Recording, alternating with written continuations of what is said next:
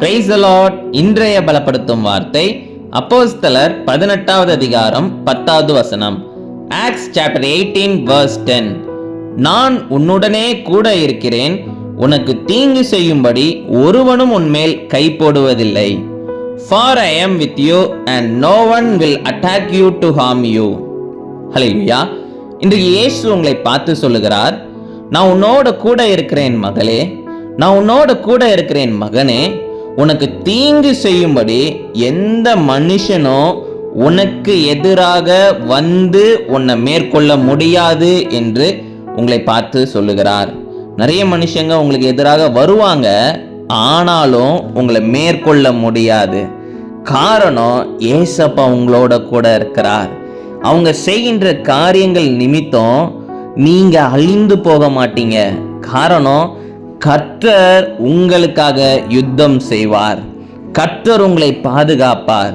ஏசப்பா உங்களோட கூட இருக்கிறார். அவர் உங்களை வழி நடத்துவார். அதனால எதை குறிச்சும் பயப்படாதீங்க.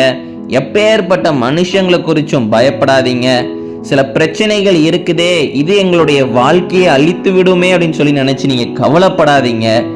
ஏசப்பா நம்மளோட கூட இருக்கிறார். அவர் உங்களை பார்த்து கொண்டே இருக்கிறார்.